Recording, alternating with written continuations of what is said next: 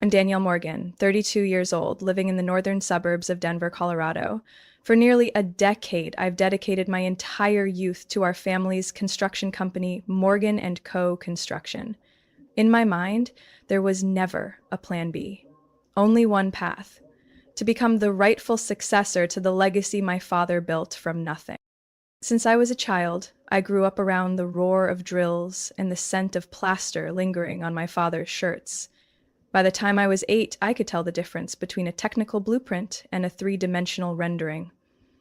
At 12, I spent my entire summer answering phones at the front desk and organizing files in the accounting room. Every time a client complimented my manners, my father, Franklin Morgan, would proudly pat my shoulder and laugh. "This girl's got the business sense, just like someone I know." He never said many sweet things, but the way he looked at me always felt like a promise. One day, this will all be yours. That promise took root in my heart and became the fuel for everything. While my friends dreamed of becoming pilots or fashion designers, I had one dream: to turn Morgan & Co. into the leading civil construction firm in Colorado. I turned down 3 job offers from top infrastructure design firms in Seattle, Houston, and Atlanta. Graduating with honors in construction management, I came back to Denver and walked into my father's office on the Monday right after commencement. No career honeymoon, no time to breathe. I dove headfirst into the rhythm of the company like I was born to sit in that project coordinator's chair. I was the one turning on the office lights every snowy winter morning, and the last to leave during every contract push. During peak seasons, I slept on the office couch, used a notebook as a pillow. I remembered every major client's name, their anniversaries, their pets, even their preferred kitchen flooring. I was the one who revamped our entire record system, moved our data from paper to digital platforms. I recommended project tracking software that cut down execution delays by nearly 40%. Revenue nearly doubled in 4 years thanks to those changes. My name wasn't on the company signage, but nearly everything inside carried my fingerprints. As for my personal life, let's just say it barely existed. The 2 most serious relationships I've ever had ended for the same reason.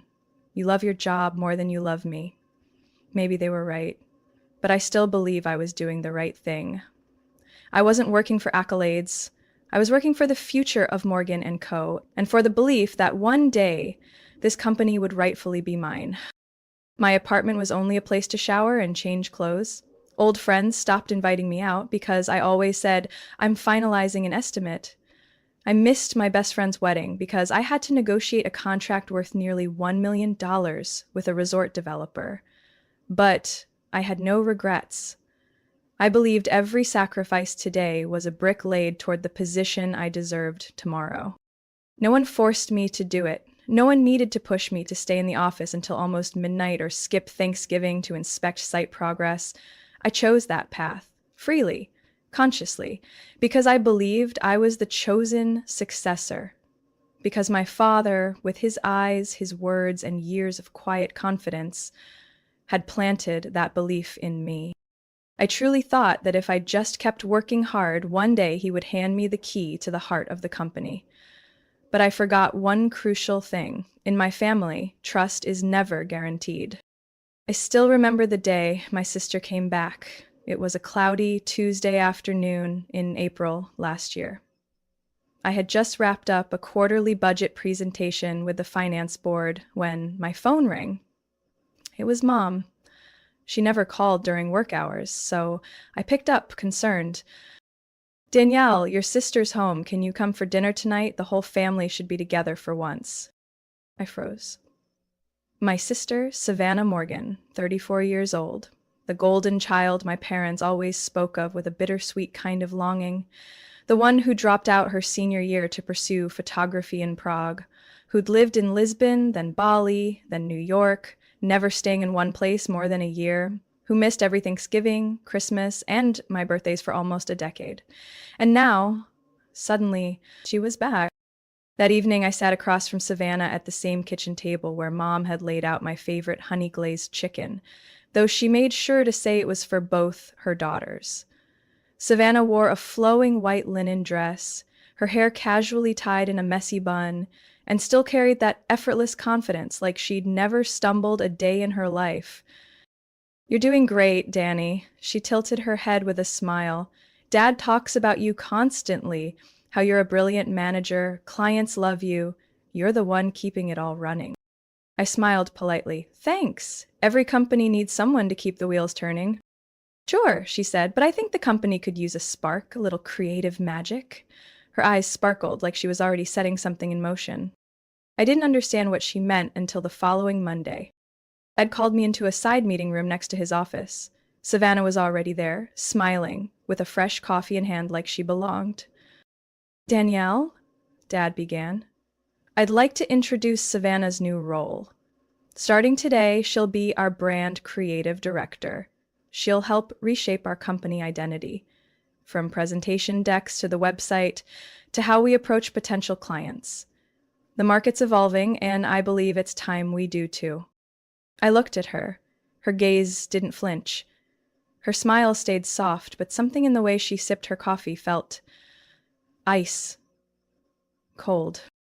I didn't react. I simply nodded and said, "That's fine. I'll inform the design team to coordinate." But inside, something cracked. For 8 years, I'd carried the operational system on my back, refining workflows, putting out fires, navigating us through a pandemic. I had never once been introduced with such fanfare. I was given tasks, and I completed them. No spotlight, no applause. Within a month, Savannah became the darling of every meeting. Every presentation now bore her redesigned logo, more playful font, a more inspiring color palette. Dad, the same man who had once refused to change our domain name because the old one works fine, now praised her publicly. Savannah's brought a fresh breeze to Morgan & Co. He even began calling us the perfect succession duo, a phrase meant to sound diplomatic, but it diluted a role that had once clearly belonged to me. Savannah clocked in at 9:30 every morning and left by 4. She took 90-minute lunch breaks. Occasionally, she posted snapshots of our meeting rooms on Instagram with captions like "brainstorming brilliance," "family business," "creative flow." I said nothing because, admittedly, her changes were well received. 2 recent model home presentations got glowing feedback thanks to her visuals, but deep down, it stung each time I watched Dad turn to her in meetings and ask, "Savannah, what do you think?"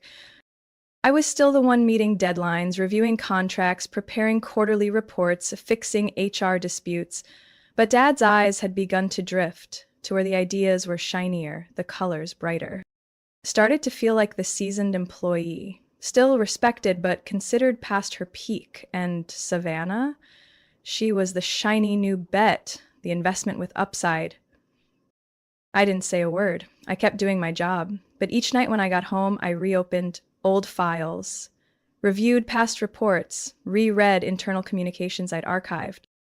I needed to know, was there something I had missed?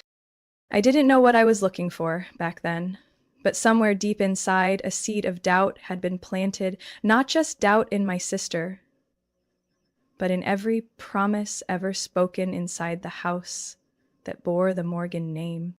I didn't know what made me linger in my father's office that day. Maybe it was intuition, maybe it was the smell of old paper and the familiar humming of the photocopier outside. Or maybe it was the brief, evasive glance exchanged between my father and my sister that morning when I asked about the Everpine townhouse contract, the project I had managed from the bidding phase. "Dad already sent the original to legal for re-signing," he said, a little quicker than usual. "You can check the scanned copy in the system." But there was no copy in the system, and I knew my father never sent out the original without keeping a photocopy. That was his golden rule, repeated since I was just an intern. So I went back to the basement archive room, only Eleanor, the longtime assistant and office manager, and I still remembered which file drawers jammed, which old boxes were mislabeled. I opened drawer after drawer, flipping through stack after stack, searching not just for the contract, but for something else I couldn't name. Then I saw it. A black-bound document with no clear label. tucked between a 2009 land transfer file and a 2013 bank loan agreement. Curious, I pulled it out. The front read, Share transfer, Morgan and Co., construction, April 17th, only 4 months ago. I opened to the first page and my heart nearly stopped. Transfer of 72% of Franklin Morgan's shares to Savannah R. Morgan, remaining 18% retained under Franklin Morgan, 10% to Linda R. Morgan. No mention of me, not one line, not a single footnote. I read it again, then again. My brain screamed, this can't be right. It must be a draft, a mistake. But it wasn't. Everything was legally binding, notarized, stamped, dated. No mention of temporary, proxy, or provisional. My hands went cold. The room seemed to shrink. The air thickened. I had to grip the shelving to stay on my feet. It took me a minute to stand upright again. A light knock sounded behind me. Eleanor. Danielle, what are you looking for? I turned. My eyes met hers. A flicker of hesitation, then something that looked almost like guilt. You knew about this, didn't you? My voice was hoarse, my hand still gripping the document. How long? She didn't answer right away, just sighed and stepped inside, quietly closing the door. Your father planned to tell you after things settled down. He thought you'd understand. Understand what? I nearly shouted. Understand why he quietly gave away the entire company to my sister, the one who hasn't even been back a year, who's never spent a single hour on site? Eleanor looked at me, eyes full of sorrow. Danielle, this isn't your fault. And it's not entirely Savannah's either. Your father believes the company needs a fresh direction, and he thinks you're too stuck in the old ways. Stuck? I let out a bitter laugh. I call it keeping the company alive through a recession, a pandemic, and a dozen financial blunders he caused. She stayed silent. I brushed past her, the document in my hand, storming up the stairs so fast I nearly tripped. I don't even remember how I drove home, but when I pulled into the garage, I was still clutching the folder. Cold sweat trickled down my neck, my palms soaked. I collapsed into the armchair in my living room, phone turned off. Outside, night was falling, the city lit up, and I sat there, alone, with a pain that burned quietly inside me. I remembered every time my father had said, "This future is yours, Danny." I had believed him, with all my youth, and everything I gave up. In return, I got betrayal, notarized and signed. I held the document, tempted to rip it apart. But I stopped. No. This evidence had to stay intact. A thought surfaced, at first just a vague outline, then sharper, solid. If the company was no longer mine, then they no longer had the right to assume I'd keep it running. If they chose Savannah, then Savannah could carry the weight. I stood up, turned on the lights, and opened my laptop. Not to work, but to begin planning my exit. I didn't sleep that entire night. Every line in the share transfer agreement felt like a slow blade cutting through my memory. 4 months. They had kept this from me for 4 whole months. Every meeting, every lunch, every compliment tossed Savannah's way happened while they already knew, and yet pretended nothing had changed. And me? I still showed up at the office every day at 7 a.m., tackling the backlog of files left by the so-called creative director, thinking I was still walking the path of succession. They let me believe that.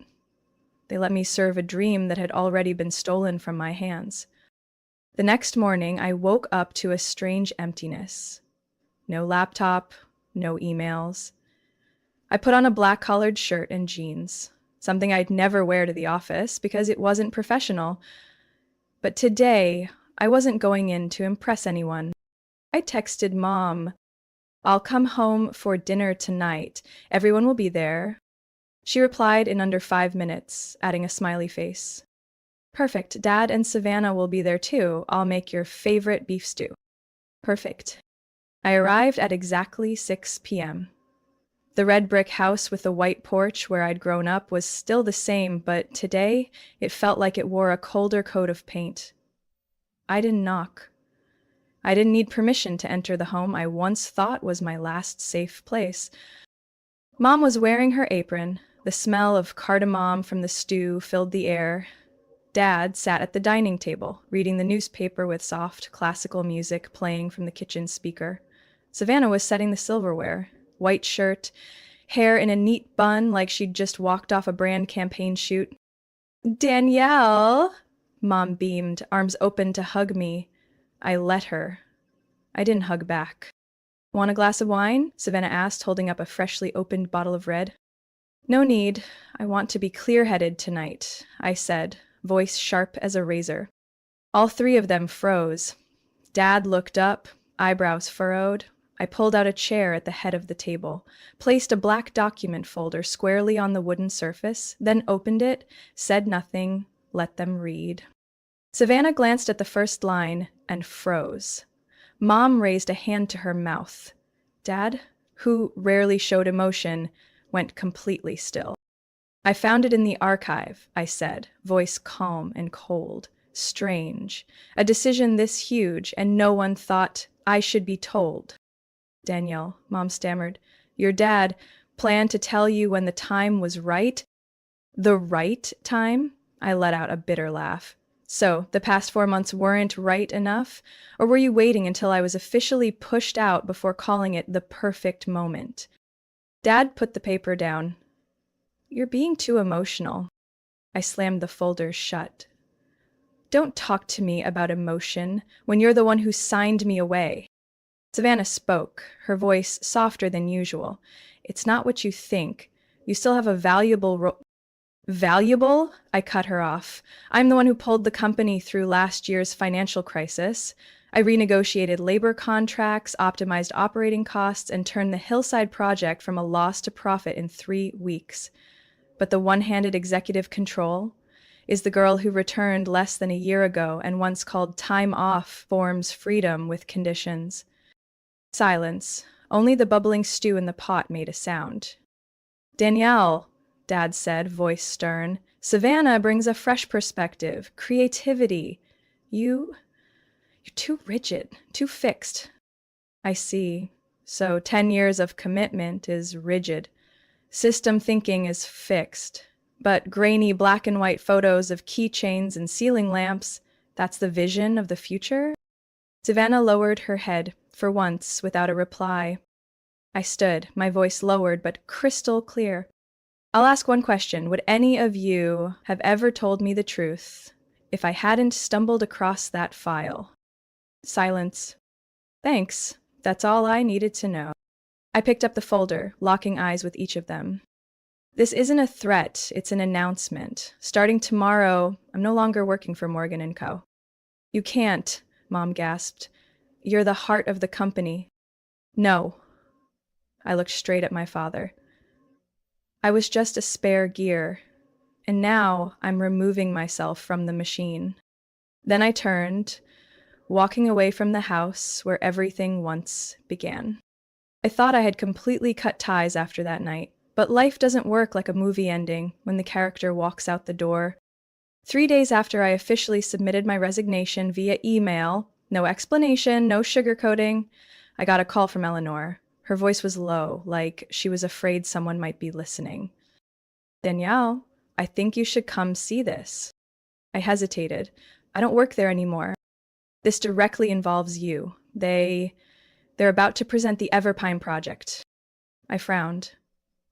Everpine was the concept I had developed over 2 years, presented to my father back in February. He had called it too risky, unrealistic, and told me to shelve it. But I had never deleted it from the system. I had saved all the drafts, market segmentation strategies, budget details, and a 4-phase rollout plan. That afternoon, I drove to the company like a stranger. I used my old access card. Eleanor hadn't revoked it. She led me to conference room 2, cracked the door just enough for me to see through the mirrored glass. Savannah was standing in front of a large screen, remote in hand, voice full of confidence. The Everpine project focuses on young families in the southern suburbs of Denver, blending sustainable design with flexible community spaces. We plan a four-phase implementation over 26 months, with financial allocation set at 30, 40, 30. I held my breath. Not only was that my idea, it was an exact replica, word for word, chart by chart, down to the mint green slides I had spent months perfecting. Only one thing was different. The bottom corner of every page read, Savannah R. Morgan, Creative Director. I don't remember how I left the company. I just know that when I got home, I was shaking so badly I dropped my keys. I opened my laptop and pulled up the old files. Everything was there, intact. Time-stamped originals, my name as creator.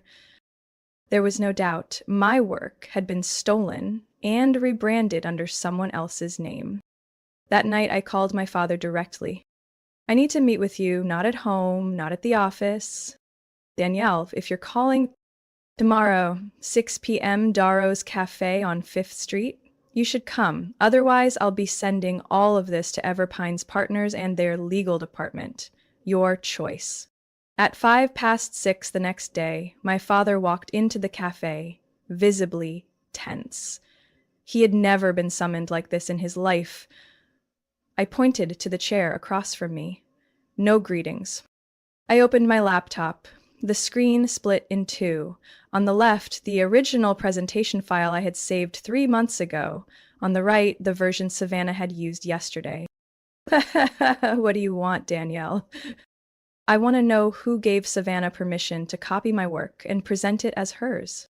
He said nothing. And another thing, I continued.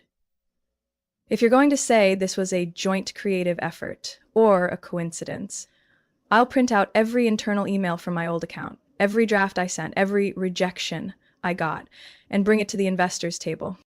He sighed, lips pressed tight. Savannah only expanded on what you left behind. No. She copied everything. I leaned in. And you knew it. Danielle, this was a strategic decision. You're great at execution. Savannah's good at presentation. I just wanted to combine both strengths. I scoffed. You stole from me, slapped Savannah's name on it and called it strategy? If that's how you plan to run Morgan & Co., then prepare for legal action. You won't do that, he said, confident. Won't I? I pulled out a USB drive and placed it on the table. All the evidence is in here. If you want to keep this quiet, you have 2 days. After that, I go public, starting with an email to Everpine's investors, then the construction industry press. He stared at me, longer than usual. The eyes that once gave me comfort now looked like hollow symbols of decayed authority. What do you want? He finally asked. Credit. Remove Savannah's name from that project, and I want an apology. In writing. You think that's easy?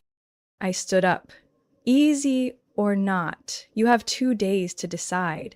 I'm not the daughter who stays late under fluorescent lights until 10 p.m. just to be called hardworking anymore. I walked away, still shaking, but for the first time in years, I wasn't bowing as I stepped out from my father's shadow. I was reclaiming myself. I didn't hear back from my father for 2 full days after our meeting at Darrow's. No email, no text, not a single call from the office. On the 3rd day, Eleanor sent me a short message. Everpine just withdrew their bid. They're asking the original lead, you, to confirm the current status. Savannah's panicking. Mr. Franklin hasn't shown up at the office this morning. I sat in my apartment, phone in hand, screen glowing with nothing but silence. For the first time in 10 years, I was legally disconnected from the company. But professionally, I knew I was the backbone of Morgan & Co. Without me, the system wouldn't last a month. Everpine wasn't just any name. It was a $9 million project with potential expansion across 3 states if the first phase succeeded. I was the one who negotiated directly, who built trust with the investor, Ms. Eleanor Wynne, over nearly 2 years. And now, when she called my personal phone at 9:18 a.m. on Wednesday, I knew she wasn't calling for a chat. Danielle, her voice was steady but colder than usual. I need to know clearly, are you still involved in overseeing the Everpine project? I've resigned.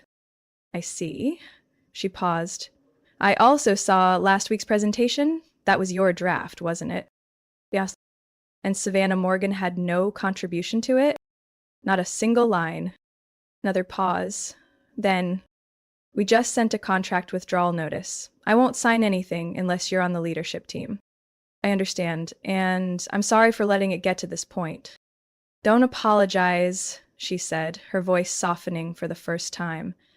You were the reason we agreed to partner in the first place. Not because of the Morgan name, because of Danielle Morgan. After that call, I exhaled, but not entirely in relief. I knew this news would hit Morgan and Co. like a bomb, and I was right. That same evening, while I was standing in line at the grocery store near my apartment, my phone rang. It was Mom. Danielle, her voice trembled. Can you come back? No, we lost Everpine, you know that, right? I do. The investor called me directly. Savannah can't handle it. She's falling apart. I stayed silent. She continued, trying to fill the quiet. Your father, he's not himself. He hasn't said a word all day. And Eleanor says subcontractors are beginning to pull out over payment concerns.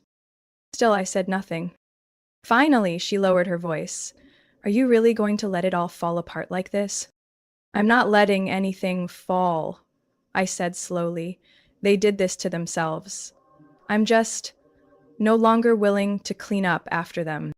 But this is our family's legacy. No, Mom, I interrupted. This is the legacy you all decided to hand to Savannah. So let her preserve it. I hung up. By noon the next day, I received an email from the company domain, not my father's, but Savannah's. The subject line read, "Please meet me." I opened the message. I can't justify what happened. I just want to meet, if you're willing. I'll come anywhere you choose. I need you, not for the company, but to understand. I didn't reply right away. Not until later that night, while cleaning out a drawer, I found the company growth plan I'd written when I was 26. In red ink, the paper crumpled after Dad had tossed it aside. Then I typed back. Tomorrow morning, 8 o'clock, Maple and Pine Cafe. I didn't know what I'd say to Savannah, but I knew one thing. I wasn't going to save Morgan and Co. If it wanted to survive, it would have to stand on the feet of the person they'd chosen instead of me. I had let go, and this time I wasn't going back. I arrived at Maple and Pine right at 8 a.m. The Denver air still held a trace of morning mist, and the small bell above the door chimed as I pushed it open. The space smelled of fresh roasted coffee and newly baked waffles. Savannah was already seated at a table by the window, her hands wrapped around an untouched cappuccino. She stood when she saw me, but I gave only a slight nod and took a seat. No need for pleasantries. Thanks for coming, she began. I said nothing, placing my phone on the table, screen side down. You don't have to say anything, Savannah rushed to speak, as if afraid I'd get up and leave. I just wanted to admit I was wrong. And I raised an eyebrow, not hiding my skepticism. The Everpine proposal wasn't mine, I know that, and I shouldn't have allowed my name to be attached. I followed Dad's instructions, and I was too weak to push back, but now things are falling apart, and I get why. Still silent, I waited for the real reason she'd asked me here. Savannah swallowed hard. Dad's talking about asking you to come back. Oh, really? I tilted my head slightly. Because he thinks old-school thinking might save a sinking ship? Savannah blushed. That's not what he meant. I understand perfectly well, I cut her off. And if he really wanted to talk, the invitation should have come from him, not you. She looked down, tracing her finger along the rim of her coffee cup. I stood, ready to leave when she stopped me with one sentence that made me pause.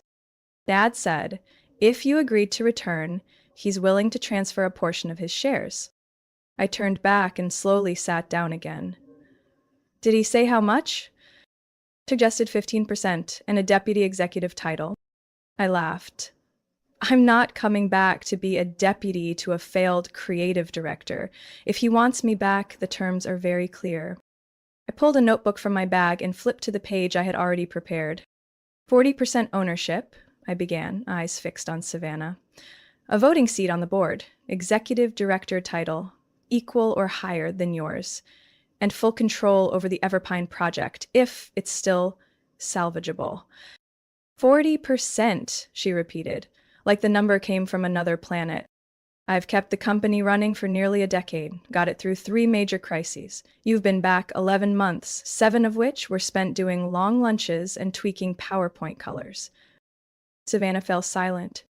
I continued, if the family wants me to rescue the legacy they once threw away, then they'll have to pay the price. I'm not doing charity anymore. She nodded slowly, then pulled out her phone. I'll relay this to Dad. 2 hours later, I got a call from an unknown number. I picked up. My father's voice came through, dry but controlled. Danielle, we need to talk. There's nothing to talk about without lawyers and a signed agreement, I said firmly. You're pushing this too far. No, Dad, I'm just playing by the rules. A moment of silence. Then he sighed. All right, tomorrow, 10 a.m., Harold's office. We'll talk like people at a negotiation table. I hung up, my hand gripping the phone, not out of fear, but because for the first time, I was in control. The next morning, I walked into Harold's office in a smoke gray suit, hair neatly tied back, carrying a file prepared down to the last detail. Project contribution reports, revenue growth analysis, letters of endorsement from 3 major clients, all proving one thing. I wasn't an employee. I was the backbone. My father was already seated with Harold and my mother beside him. Savannah wasn't there. Better that way. Danielle, Harold began, we've reviewed your terms. I didn't blink. Your father has agreed in principle. I nodded. I want a signed agreement today.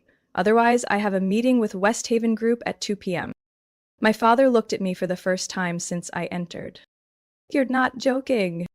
I never have, I replied. And if you still don't understand that, then there's no point continuing. He reached out his hand. Start over? I looked at the hand, once familiar, now foreign. Still, I shook it. A handshake between partners, not father and daughter. The deal was signed after 1 hour of negotiation. I received 40% equity, taken directly from his share, a voting board seat. Savannah retained 35%. My mother kept the remaining 25%, no longer involved in management. I walked out of Harold's office with the paperwork in hand and my head held high.